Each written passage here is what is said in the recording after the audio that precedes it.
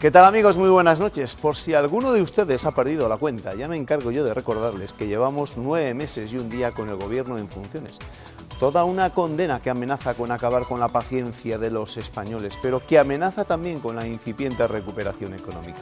Hoy los que saben de números nos han dicho que las cosas van bien, a pesar de los políticos, pero también nos advierten que las cosas pueden empeorar por culpa de los políticos.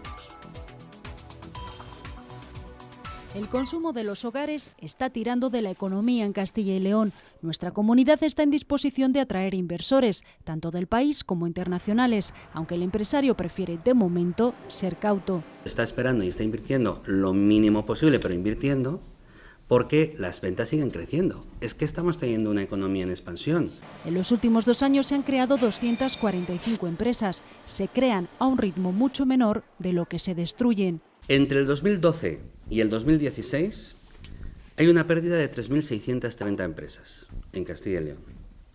Es un 2,2% de las que existían en el 2012. El comercio exterior continúa en expansión. La automoción y la industria agroalimentaria son los sectores que más exportan. El 75% de lo que vendemos tiene como destino la Unión Europea, pero aún así hay que mejorar la unidad de mercado. Las autonomías tienen 366 leyes que entorpecen la actividad empresarial de la eurozona. Y por tanto hay que empezar a ajustar todo eso y unificar criterios. La inestabilidad política aún no se está notando en la economía, algo que puede cambiar drásticamente si se celebran unas terceras elecciones. De momento, esa inestabilidad política está retrasando la elaboración de los presupuestos generales del Estado y cada día que pasa se acerca más la posibilidad de tener que prorrogarlos de este año. Y eso tendría consecuencias, entre otras, para pensionistas y funcionarios. Para adelantarse a las mismas, el PSOE ha presentado una proposición no de ley en las Cortes Regionales reclamando al Gobierno que apruebe por decreto ley la subida de las pensiones y el sueldo de los funcionarios. Todos los grupos se sumaban a la proposición socialista. El PSOE defiende que hay margen vía decreto ley para que la prórroga de los presupuestos generales del Estado no congele la subida a pensionistas y funcionarios. El Partido Popular, en caso de no aprobar este Real Decreto Ley, lo único que haría es rehenes al 31% de la población de Castilla y León. Todos los grupos de acuerdo, también el PP, pero con reproche. Lo que ustedes persiguen aquí es todo lo contrario, justificar su bloqueo político, porque ya están dando por hecho que tenemos que ir a una prórroga presupuestaria cuando todavía estamos a tiempo de modificar la situación. Al Gobierno de España también miraba Podemos, pero con una fallida moción en materia educativa para revertir los recortes. La Junta de Castilla y León invierte en educación lo mismo que hace una década. Los recursos son los recursos disponibles. ¿Dónde se detrae? ¿De dónde se quita? En materia de dependencia se ha acordado por unanimidad regular profesionalmente al asistente personal. No puede ser que formemos trabajadores que no tendrán un amparo legal en el ejercicio de sus funciones. Y debate cargado de emoción entre el bisnieto de una víctima de la guerra civil, que pedía a la Junta que exija a los ayuntamientos retirar toda la simbología franquista. Y el alcalde de Olmedo, primer municipio de España condenado por incumplir la ley. Que es la calle a la que usted se refiere. Por cierto, simplemente le digo que no fuimos condenados, nos allanamos. Y aunque coincidentes, en el fondo de la ley de memoria histórica... Hay que plantearla igual que se plantea en Alemania, igual que se plantea en Italia. Ningún nieto, ningún descendiente puede tener a ningún familiar enterrado en ninguna cuneta. No tanto en el cómo aplicarla. Esta segunda jornada del Pleno de las Cortes ha sido bastante menos bronca que la de ayer. Nosotros hoy hemos decidido traernos parte del hemiciclo a esta mesa y hemos buscado como excusa esa proposición no de ley del Grupo Socialista en la que se han puesto de acuerdo todos los partidos y que a modo de resumen defiende que hay margen vía decreto ley para que la prórroga de los presupuestos generales del Estado, si se produce, no congele la subida de pensionistas y de funcionarios. La proposición la ha presentado Pedro González, que es procurador del PSOE por la provincia de Valladolid. Pedro, ¿qué tal? Bienvenido, buenas noches. Buenas noches. Y por parte del grupo mayoritario ha replicado Salvador Cruz, que es procurador del PP por la provincia de Salamanca y desde ayer también portavoz adjunto del Grupo Popular. Salvador, ¿qué tal? Bienvenido, buenas noches. Hola, buenas noches. Pedro, con esta proposición dan por hecho desde el PSOE que los presupuestos se van a prorrogar, los generales del Estado. Bueno, nosotros lo que nos queríamos era anticipar, si esa situación se diese, porque no es perfectamente posible que se dé, que tanto los pensionistas como los empleados públicos tuviesen una recuperación y un incremento salarial, independientemente de que en la prórroga de presupuestos suceda o no. Lo que venimos a decir es que, aun prorrogándose los presupuestos, vía decreto ley, el Gobierno tiene y puede facultar, tiene esa capacidad para poder incrementar tanto el salario de los empleados públicos como las pensiones. Bueno, ya les digo que aunque la proposición ha salido adelante, no ha faltado el debate. Salvador, usted les ha acusado a los parlamentarios socialistas de querer lavar su imagen. Efectivamente, nuestra posición es en el fondo estar de acuerdo que llegado al extremo de prorrogar el presupuesto, una prórroga que opera automáticamente a fecha 1 de enero, se puede estudiar la posibilidad de vía decreto ley que convaliden las Cortes Generales, ver la posibilidad de subir la retribución tanto de pensionistas como de funcionarios públicos, pero entendemos que ahora hay otro momento político y el momento político actual es que aún estamos en tiempo de posibilidad de formar un gobierno y que el gobierno pueda presentar unas cuentas que contengan la recogida y necesaria subida retributiva para el conjunto de la función pública en España y también la revalorización de las pensiones y otros aspectos importantes, como puede ser, por ejemplo, la definición de los objetivos de déficit, el techo de gasto, las entregas a cuenta del conjunto de las comunidades autónomas y la administración local, que permitan a su vez, entre otras cosas, a la administración autonómica en general y también a la administración local poder elaborar los presupuestos con un ámbito de certeza que a día de hoy no se tiene. Bueno, y la pregunta mollar, que es al final la que ha centrado el debate que han tenido ustedes esta mañana en las Cortes Regionales, es decir, ¿estamos o no estamos a tiempo definitivamente para que haya presupuestos para el 2017? Es decir, ¿estamos o no estamos a tiempo de que esto se desbloquee cuanto antes del 31 de octubre, que es cuando se disolverían las cámaras y tendríamos que ir de nuevo a elecciones en diciembre? Bueno, yo creo que la llave la tiene el presidente del Gobierno, ha sido el partido más votado, tiene un acuerdo de gobernabilidad, un pacto con Ciudadanos y por lo tanto lo que tiene que hacer es intentar sumar apoyos. Hasta la fecha de los 171, porque se sumó al final un miembro del Grupo Mixto, no ha alcanzado más apoyos y yo creo que el que tiene que tomar la iniciativa y trabajar en ese sentido es el presidente del Gobierno. Por parte del Partido Socialista, yo creo que se están haciendo esfuerzos ímprobos porque los partidos de nuevo cuño o de nueva creación intenten también poner encima de la mesa pues esa posibilidad o esa disponibilidad, dado el boicot que tiene sobre todo el Grupo Podemos a Mariano Rajoy, al actual presidente del Gobierno, y por lo tanto yo creo que la responsabilidad principal, única y exclusiva la tiene el actual presidente porque es la fuerza más votada. Bueno, yo discrepo porque el presidente del Gobierno ha tendido la mano desde el primer momento siempre al Partido Socialista. Creo que los españoles en 2 ocasiones han demostrado a través de la soberanía popular que quieren un gobierno de base constitucionalista. Es verdad que ha habido un cambio de tendencia y hay que reconocerlo, ninguna formación política está ni estuvo en ningún momento cerca de una mayoría absoluta. Y yo creo que la mayoría de la ciudadanía española ha manifestado 2 cuestiones muy claras, tanto en las elecciones que se celebraron, las últimas del 26 de junio, como las anteriores, que hay que dialogar, hay que tener una base de diálogo, pero que el sustento debe ser una base constitucionalista que tiene una amplísima mayoría en ambas cámaras, en el Congreso y en el Senado, y el presidente del Partido Popular ha tendido la mano en todo momento al Partido Socialista para buscar ese consenso y ese diálogo. Ha habido un no rotundo en todas las ocasiones y yo espero que todavía estamos a tiempo, como decía y como hemos puesto de manifiesto en el debate, para que el PSOE recapacite, no nos lleve a una situación de bloqueo y obstrucción, que creo que obedece más a un interés personal de Pedro Sánchez que a una realidad que, como digo, es la que sustenta esa base constitucional mayoritaria en ambas cámaras y que puede llevar a este país al desbloqueo, porque no olvidemos que podemos ir a unas terceras elecciones, pero tampoco sabemos si esas van a ser las definitivas en el momento en el que estamos actualmente políticamente. Le quiero preguntar, Pedro, porque además esta misma tarde conocíamos que el próximo día 1 de octubre el Partido Socialista va a reunir a su Comité Federal y claro, lo que se preguntan muchos ciudadanos en este caso es si eso puede marcar un antes y un después en la postura del Partido Socialista. Yo creo que el Partido Socialista, vaya por delante, yo no soy miembro del Comité Federal, pero el Partido Socialista siempre se ha caracterizado por una democracia interna en la que cada miembro del Comité Federal ha expresado su opinión, pero aquí sí que voy a emitir mi propia opinión. Yo creo que en caso de que la situación se diese de cualquiera de las circunstancias, pues mi opinión favorable sería a que seamos los propios militantes los que decidamos si hay que abstenerse o no hay que abstenerse sobre ese pacto, sobre esa posibilidad que plantea el Partido Popular de que el Partido Socialista se abstenga en el Congreso de los Diputados. Por lo tanto, yo creo que el Comité Federal es un órgano vivo en el que cada miembro del Comité Federal irá a expresar libremente su opinión y al final pues las conclusiones o las resoluciones que de allí emanen las tendremos que acatar todos los militantes. ¿En el Partido Popular creen que ese Comité Federal del PSOE puede cambiar la situación, puede cambiar ese no por la abstención? Se lo pregunto porque usted acusaba también esta mañana a los socialistas de Castilla y León de estar entre los que bloquean, ha dicho, la situación. No es que yo les acuse, es que es público y notorio la posición del líder regional de los socialistas en Castilla y León, del señor Tudanca, de apoyo manifiesto y claro a la posición de Pedro Sánchez. Yo lo que he puesto de manifiesto en el debate es que es verdad que hay otros varones regionales que han manifestado públicamente una posición contraria. Ahí están las manifestaciones del líder de los socialistas extremeños, las posiciones ambiguas de algunos líderes en Castilla-La Mancha e incluso en Andalucía.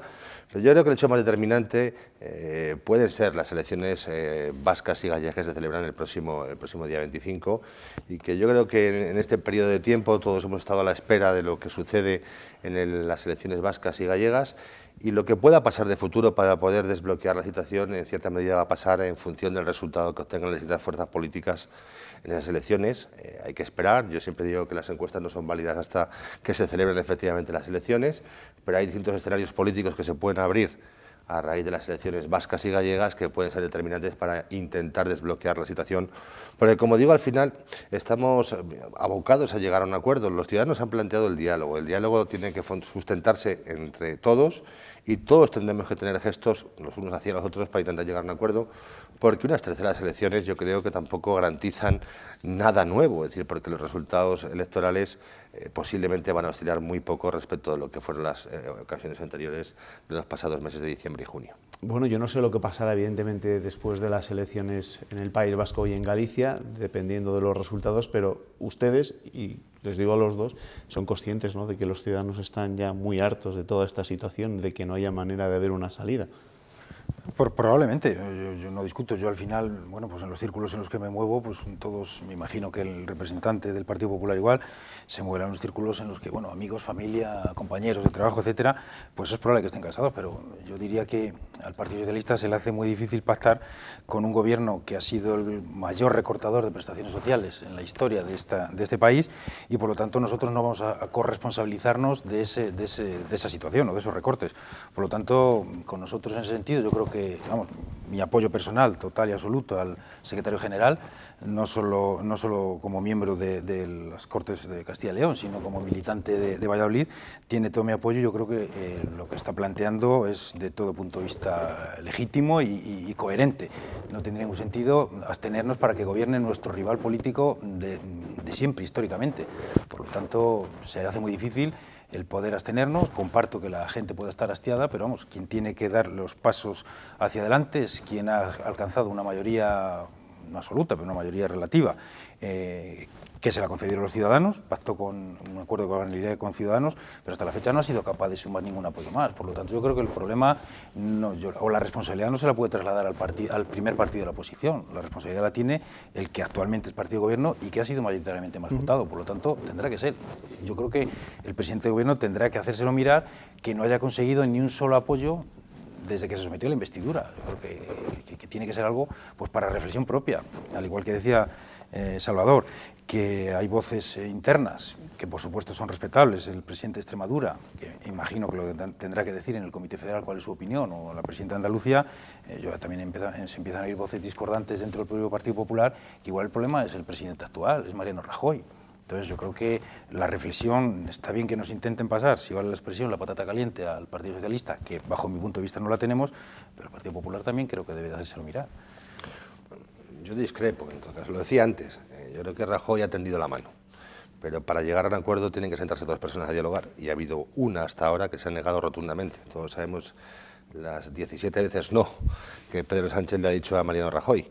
Ahora bien, yo lo decía antes, yo creo que es indiscutible que hay, ya no digo un cansancio, yo creo que hasta un hartazgo de la ciudadanía, y creo que lo que la ciudadanía ha demostrado a través de la soberanía popular es la necesidad de un gobierno de amplia base constitucionalista. Creo que eso es indudable, y es lo que la ciudadanía nos espera. Si es que la realidad europea marca un poco la tendencia también española, es decir, se han pasado los tiempos de las mayorías absolutas. Creo que tenemos que hacer un esfuerzo todos de diálogo. Para llegar a acuerdos todas las partes tienen que ceder, pero la situación económica del país, obviamente, aunque hay una mejora económica sustancial. De hecho, hoy llegábamos a un acuerdo en materia de la posible subida salarial de los funcionarios públicos y de la mejora y regularización de las pensiones, porque la tendencia económica aún sigue siendo buena. Nuestro país y nuestra economía crecen. Es verdad que hemos pasado los peores momentos de la historia económica reciente, pero hoy la situación económica es buena y creo que esta situación está ya empezando a pasar factura poco a poco, y es importante formar gobierno y que el gobierno pueda elaborar unas cuentas públicas que recojan los extremos de los que hemos debatido en la mañana de hoy en las Cortes y otros muchos que son fundamentales. Bueno, les decía yo al principio de este debate que hemos organizado con dos procuradores, que el de hoy ha sido una sesión relativamente tranquila, de guante blanco, por así definirlo, pero la de ayer ni muchísimo menos. Y claro, aprovecho a dos de los procuradores que ayer asistieron in situ, sobre todo a ese momento tenso entre el líder del Partido Socialista de Tudanca y el presidente de la Junta, Juan Vicente Herrera, a cuenta de Rosa Valdeón, de si debe o no debe seguir en su escaño por Zamora en las Cortes Regionales. Desde el PSOE lo tienen claro. Hombre, yo creo que, amén de la persona, que por supuesto todo el respeto para la ex viceconsejera, vicepresidenta, yo creo que ha cometido un error, y los errores en la vida y en política se pagan.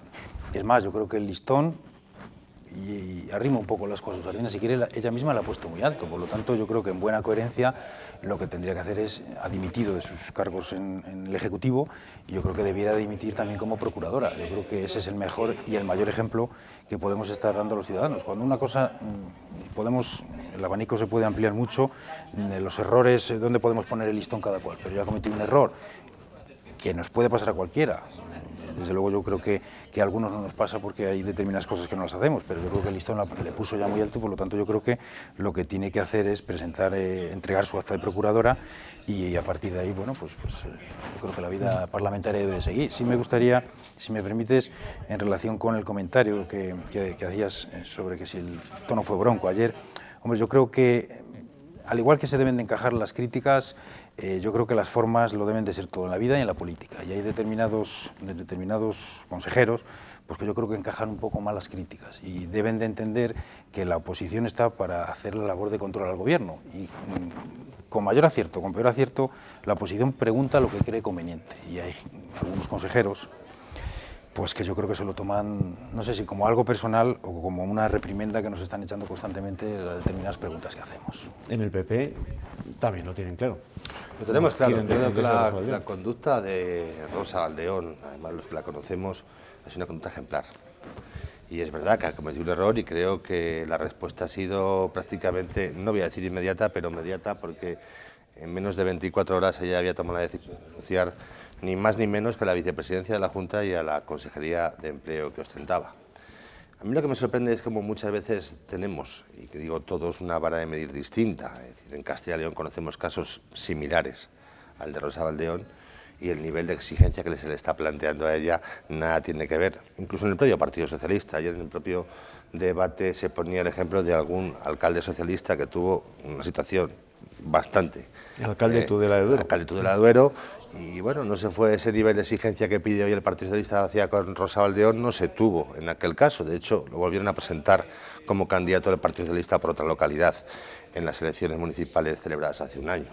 Y yo lo decía, yo creo que Rosa Valdeón, que además creo que la ciudadanía de Castilla y León era consciente de que ella por coherencia iba a tomar la decisión que tomó, y lo hizo en un tiempo yo diría que récord, porque no hay que olvidar que es un incidente al que le puede suceder, digamos lo que digamos, a cualquiera. Se magnificó excesivamente mucho en un primer momento, pero luego a medida que han pasado los días creo que la situación ha vuelto a su cauce normal. Y creo que Rosa Valdeón puede aportar mucho al Grupo Parlamentario Popular, va a ser un referente para todos nosotros dentro del grupo, y creo que ha sido un ejemplo, y creo que así lo ha tenido en cuenta la sociedad castellonense en su conjunto. Bueno, como se pueden imaginar, hoy también hablaremos en nuestra tertulia de lo que fue el pleno blanco de ayer, porque además los que nos van a acompañar estuvieron muy atentos de lo que allí se dijo, de lo que allí se escuchó. Ya ven, el guante blanco que han mantenido desde esta mañana también mis dos parlamentarios que me han acompañado esta noche. Gracias, Pedro. Muchas gracias. Nos vemos. Gracias, Salvador. Muchas gracias. Bueno, fuera del hemiciclo, pero también en las Cortes Regionales, el protagonista ha sido Aymar y su madre, Remedios. Esta madre coraje ha conseguido, gracias a una iniciativa de Izquierda Unida, que su pequeño, que sufre una grave discapacidad, pueda acudir a su colegio en su municipio, en el medio rural, y que tenga la unidad de enfermería que necesita. El PP ha propuesto que sea una aula itinerante, no fija como sí la hay en las capitales de provincia, pero la familia se ha mostrado satisfecha por la solución que lleva reclamando más de un año a la Consejería de Sanidad. No adelantamos nada después con hacer fiestas de derechos de las personas con discapacidad o fiestas. Hay que demostrarlo desde abajo, desde el principio, desde el colegio, que los niños estudien juntos, aprendan juntos, jueguen juntos. Se vulnera el principio de educación inclusiva, se vulnera el principio de elección de centro, se vulnera la ley de igualdad de oportunidades en Castilla y León. En definitiva, pues encontramos que se aprueban unas políticas que no se cumplen. Volvemos enseguida, tras la pausa para la publicidad, con más actualidad de esta jornada.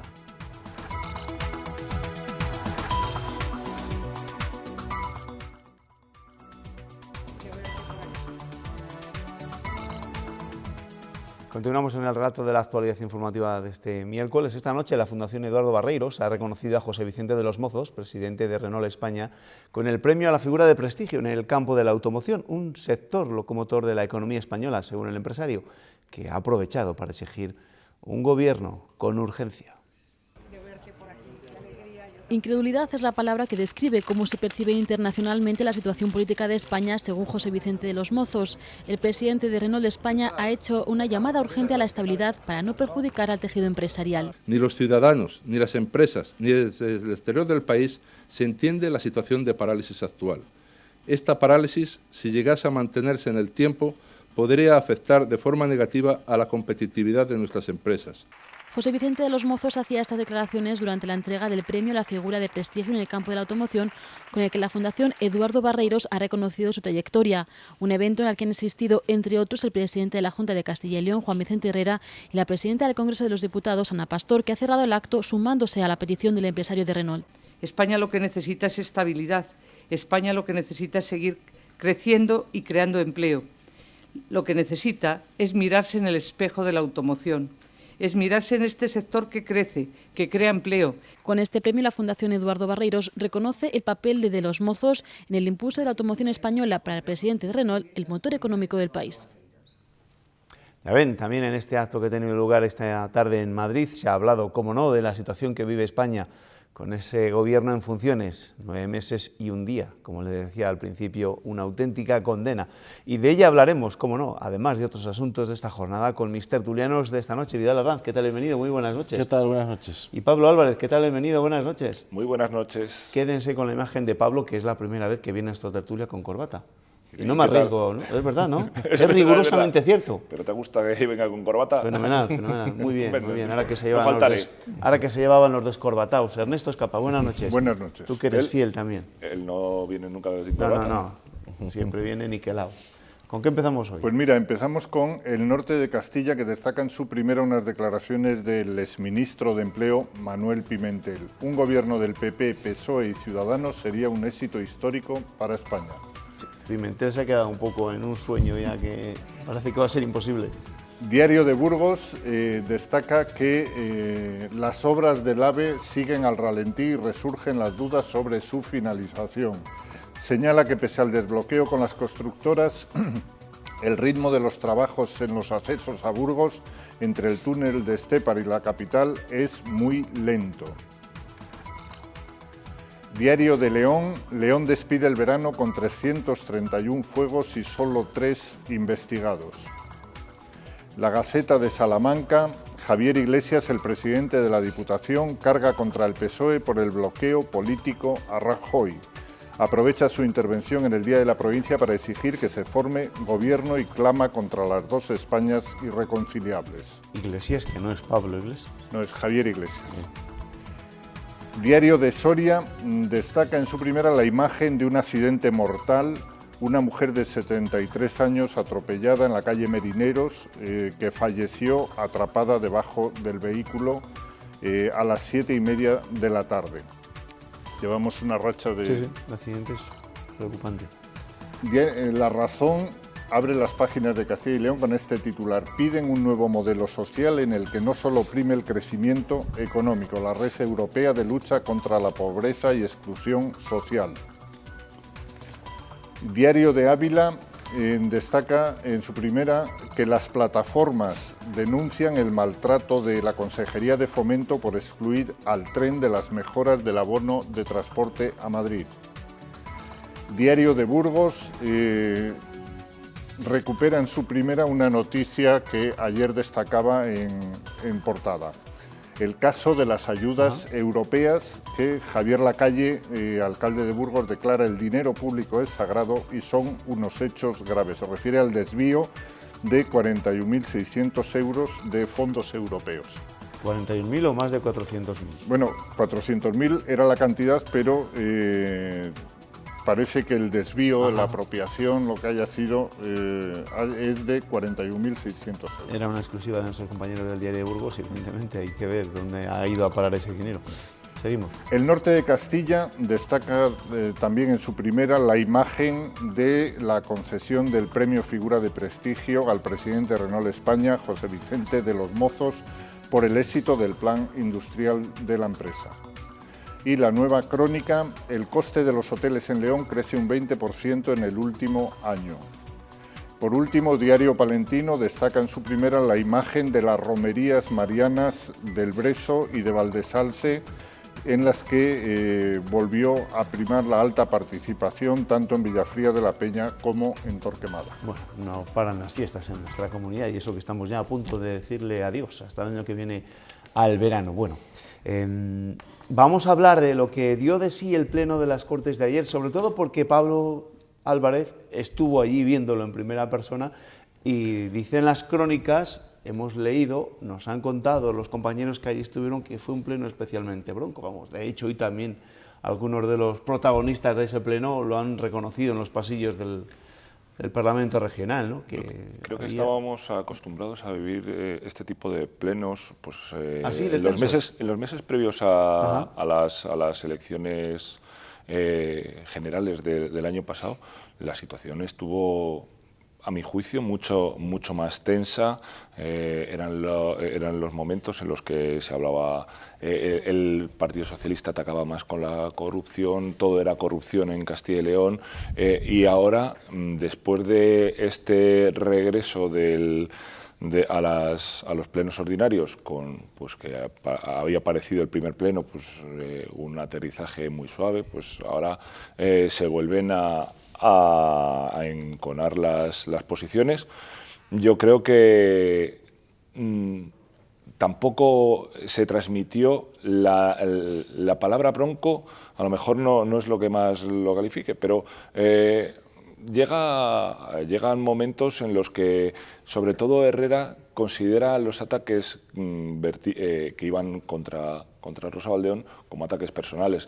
Y se defendió con palabras, yo creo que gruesas, y lo que queda en evidencia, yo creo que son que están rotos los puentes entre, no sé si entre el Partido Popular y el Partido Socialista, pero sin ninguna duda entre Juan Vicente Herrera y Luis Tudanca. Hoy, por ejemplo, Tudanca decía o lamentaba el tono bronco de Herrera en las Cortes para salvar al soldado Baldeón y le replicaba el nuevo portavoz del Partido Popular en las Cortes Regionales, José Sanz Vitorio, que dice: ve a Tudanca como alma en pena, con más pasado que futuro, sin tener presente, es decir, un poco siguiendo el hilo de ayer de Juan Vicente. Parecía un tercer tiempo. Totalmente. Parecía un tercer tiempo, como que no hubieran tenido suficiente con la pregunta, la respuesta, la réplica y la contrarréplica, sino que ahora ya los terceros tiempos se juegan en los pasillos, intentando pues colar también pues nuevas versiones de lo sucedido y comentar la jugada. Y yo creo que esa práctica resta protagonismo a los debates que se tienen en el hemiciclo, que hoy yo creo que en algún caso han sido interesantes, pero pues ese intento por mantener en el candelero los debates con el presidente, pues acaban por sepultar informativamente otros debates. Vidal.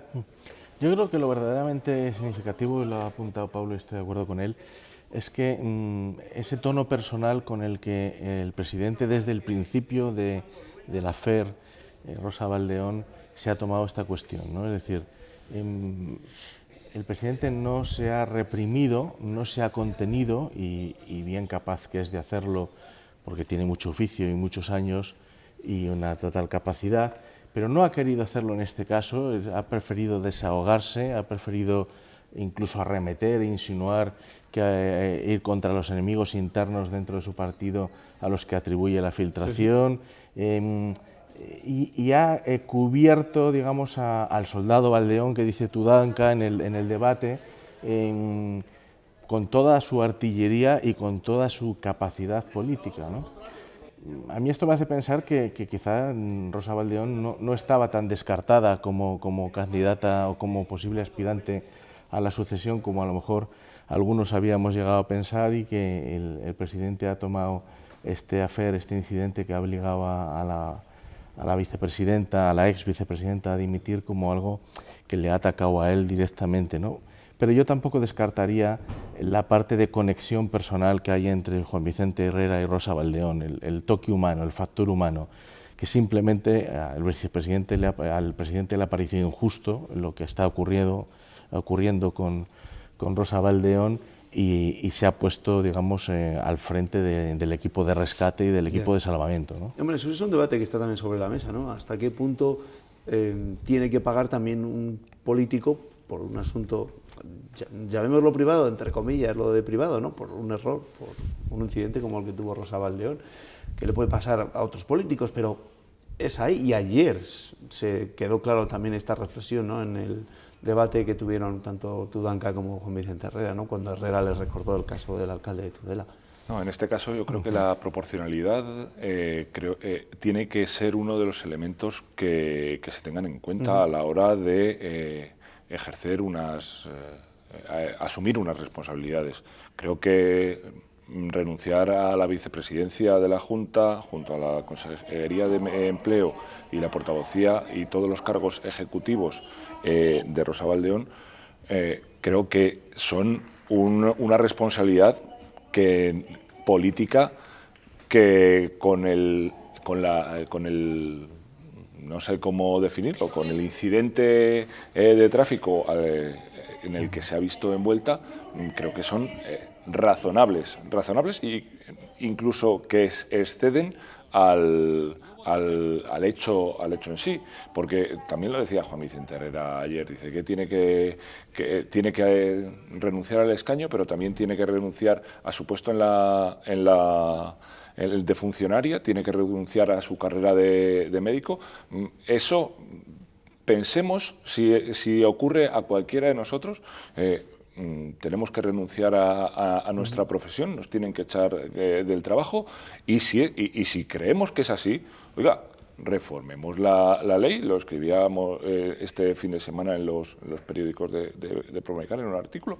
Oye, si hay tanto consenso en que un cargo público no puede tener un incidente de tráfico, pues junto a la posible pena de cárcel, junto a la retirada del carné, junto a la pena sanción económica, oye, pues inhabilitación, pero de por vida.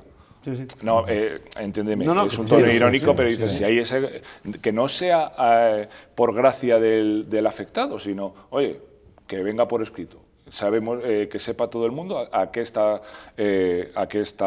expuesto, pero no que cuando alguien asume unas responsabilidades, pues no sean suficientes y enseguida tenga que ser más. Bueno. Yo creo que este terreno de la responsabilidad política es escurridizo. Muy escurridizo. Es escurridizo y no es fácil de valorar. Yo creo que en los países que tienen más y mejor tradición democrática que nosotros en estas cuestiones, funciona el autocontrol y funciona el conocimiento de lo que es la sensibilidad social en cada momento, ¿no? Suele traerse al caso ejemplos de ministros incluso que han dimitido por incidentes aparentemente incluso menores que este, ¿no? Y otro tipo de reacciones de asunción de responsabilidades que, claro, vista la historia o el historial de nuestro país, nos sorprende, ¿no? Yo creo que la reacción de Rosa Valdeón no debe ponerse en ese contexto, no debe compararse el modo como Rosa Valdeón ha asumido su responsabilidad política en el contexto como se hace en otros países europeos. Yo creo que la referencia debe ser nuestro país, las prácticas de asunción de responsabilidad política en nuestro país, porque este es el marco en el que nos desenvolvemos, ¿no? Y visto en ese contexto, a mí me parece que incluso puede haber sido excesivo. Es decir, me parece razonable que algún tipo de responsabilidad política hay que asumir, porque efectivamente el incidente genera una desconfianza en torno a quien lo protagoniza, ¿no? Pero visto lo que es la historia de nuestro país y la tradición de nuestro país, y que aquí no asume responsabilidades políticas nadie, pues si yo creo que si Rosa Valdeón ha pecado de algo, no ha sido tanto de pecar por defecto, sino incluso por defecto. Ahí estoy con Vidal, porque creo que un problema, y entendérmelo entre comillas, es la rapidez con la que ha actuado Rosa Valdeón. Esa celeridad en asumir las responsabilidades ha pillado con el pie cambiado al resto de los grupos de la oposición, que si llega a tardar un par de días, por ejemplo, enseguida se lanzan en tromba, la presión aumenta y se permiten haberse cobrado la pieza política que buscaban. Pero el hecho de que se haya adelantado a todos ellos, se ha dicho, mire, yo la primera que pongo el listón alto soy yo, lo dejo y me voy, pues dicen, coño, ¿y no nos cobramos ninguna pieza política? Pues ahora el escaño. Lo que pasa, Pablo, es que no podemos olvidar cómo se produce la difusión del incidente. Es decir, la difusión del incidente se produce alentada e incendiada desde Zamora y desde el Partido Popular en Zamora. Yo tengo amigos zamoranos que esa misma noche me mandaban mensajes telefónicos diciendo mañana habrá un acontecimiento político en la comunidad importante y tal, y eso, es decir, fue alentado desde ahí y por eso cobró otra dimensión. Ahora que recuerda Ernesto lo de la filtración, ¿vosotros creéis que esto va a tener algún tipo de recorrido? Es decir, es verdad, se habla muchas veces de que hay que investigar la filtración de sumarios, la filtración de determinadas informaciones que se conocen antes de que las conozca el propio afectado, pero es difícil, ¿no? Al final hemos conocido casos y cuando estamos en los medios de comunicación, las vías por las cuales te llegan las informaciones son muy variopintas. Estamos dando por hecho, y yo no lo dudo, y no tengo por qué dudarlo, pero hay muchas vías de acceder a la información y de que esa información te llegue. Se está apuntando a un sitio, yo no tengo las pruebas para decir, ha sido esta persona la que lo ha filtrado. Todo indica que puede ir por ahí. No vamos a ser más ingenuos de la cuenta, pero aún así, me refiero, pues hay un trabajo y los hechos están ahí. También se filtró, o ¿qué pasó con Esperanza Aguirre? Con su incidente de tráfico. También podía haber sido tapado y, sin embargo, pues salió a la luz. Oye, estas cosas, hay muchas formas de acceder a la información y tampoco hay que estar solo pensando en manos negras. Quizá lo más extravagante en este caso no es la filtración, sino el hecho de que haya un atestado de más de 100 folios. Eso es. Bueno, que vamos a seguir, porque hay que avanzar. Y ya saben que este país está sin gobierno, o con gobierno en funciones. Bueno, del bloqueo político se debatirá en el próximo Comité Federal del PSOE, que ya tiene fecha. Se celebrará el sábado 1 de octubre, es decir, el fin de semana siguiente a las elecciones vascas y gallegas. Será el Comité Federal más trascendente de los últimos años en el PSOE, ya que no solo los socialistas, sino el resto de las fuerzas políticas consideran que la posición de ese partido sobre la formación de gobierno no puede demorarse más. Ese día Pedro Sánchez podrá escuchar en persona las críticas que algunos de sus varones ya han hecho en público por no considerar la abstención a la investidura de Mariano Rajoy. Y yo os pregunto, buenos días, compañero, si creéis que vamos a salir de algún tipo de duda, porque hoy ya desde los observatorios económicos se ha anunciado que aunque las cosas están yendo bien en la economía, como esto se demore todavía un poco más, el año que viene no vamos a crecer ni mucho menos como se va a crecer en el 2016, que vamos a sufrir las consecuencias de no tener gobierno. ¿Creéis que vamos a salir de alguna duda después de este Comité Federal del 1 de octubre? Más importante que el Comité Federal me parece a mí que son las elecciones, es decir, los resultados de las elecciones y los votos y los escaños que obtenga el Partido Socialista. Eso, lógicamente, tendrá un reflejo luego en el Comité Federal, pero lo importante es lo que pase en las elecciones. Eso es lo que puede laminar o minar la credibilidad o la autoridad de Pedro Sánchez. Y para ello haría falta que los resultados fueran manifiestamente malos, es decir, como algunas encuestas están avanzando, pero ya sabemos que en materia de encuestas y del Partido Socialista hay que moverse con mucha prudencia. Respecto a lo de la recuperación, lo grave no me parece que sea tanto el hecho de que se pueda poner en peligro la recuperación económica, que sí, pero bueno, parece que hay unas ciertas inercias que están funcionando, como que yo creo que no debemos olvidar que no hemos salido de la crisis. Es decir, este país todavía necesitaba adoptar medidas, no sé si reformas, no sé si iniciativas, no sé si para acelerar la salida de la crisis. No podemos conformarnos con lo que teníamos y con el porcentaje de paro que todavía tenemos y de sufrimiento social que persiste aún. Bueno, como no sabemos cómo saldrá Pedro Sánchez de ese comité federal, tampoco sabemos qué camino tomará el asunto que nos traemos entre manos desde hace 9 meses y un día. Y ya saben, nosotros que el de tener un gobierno, por si la situación se alarga mucho más, PP y PSOE analizan la fórmula para sacar adelante algunas medidas económicas que pueden esperar como actualizar las pensiones, el sueldo de los funcionarios, el impuesto de sociedades y los objetivos de déficit en las comunidades autónomas.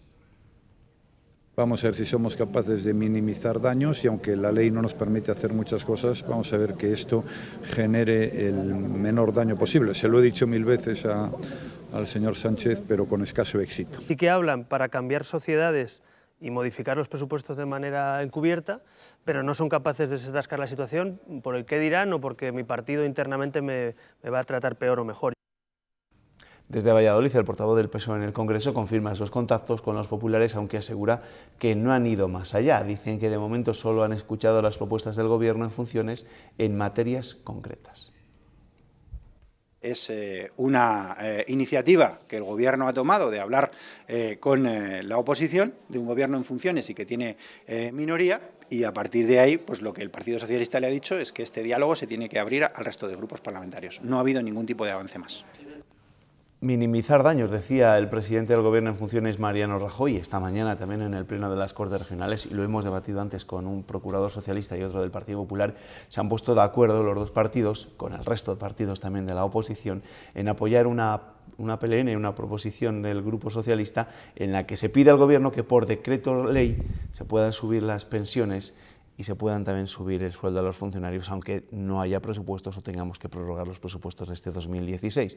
Bueno, en algunas materias son capaces de ponerse de acuerdo, pero es que también lo advierten los economistas, que, como decíamos antes, las cosas se pueden torcer si no se soluciona esto cuanto antes. Y el propio José Vicente de los Mozos, sí, en la entrega, cuando recogía el premio de la Fundación Eduardo Barreiros, insistía en la necesidad de un gobierno. A ver, a todos nos puede parecer que aquí no pasa nada, los coches siguen circulando, las tiendas abren todos los días, la administración funciona razonablemente bien, no mucho mejor que antes. Y podemos decir, pues si estamos también sin gobierno, pues sigamos sin él. Pero lo que decías tú, Vidal, hace un momento, son necesarias todavía muchas reformas y muchas medidas económicas y sociales para volver a la senda del crecimiento, de la recuperación, y nos estamos olvidando de los 170 y muchos mil castellanos y leoneses que están todavía en paro, que hay que tomar medidas porque muchos de ellos están sin ningún tipo de ingresos porque han perdido cualquier opción de subsidio. Bueno, pues esos problemas están en la calle y hace falta gobiernos, y la prórroga de los presupuestos se puede matizar como queramos, pero al final supone una restricción y un fracaso político y una limitación para tomar nuevas medidas que permitan esa salida de la crisis y esa creación de empleo que todos deseamos. Bueno, vamos a escuchar otro total, nos queda muy poco tiempo para terminar, pero también para hablar de la estrategia que tienen desde otros partidos de cara a lo que puede suceder durante las próximas semanas. En Podemos parece que los motivos de esa disputa tuitera entre Iglesias y Errejón está en cómo pactar con el PSOE. Las diferencias entre los dos principales dirigentes de Podemos no son importantes para el secretario general en Castilla y León, un Pablo Fernández que responde también a un conato de crisis en su territorio. El Comité de Garantías Regional ha dimitido. La decisión de la Comisión de Garantías de Castilla y León me parece tan triste como coherente. Es coherente porque no aceptan la resolución del máximo órgano jurídico en Podemos, que es la Comisión de Garantías Estatal, que había resuelto en contra de una decisión de garantías autonómicas, con lo cual han optado por dimitir y han optado por irse. Yo lamento la imagen dada.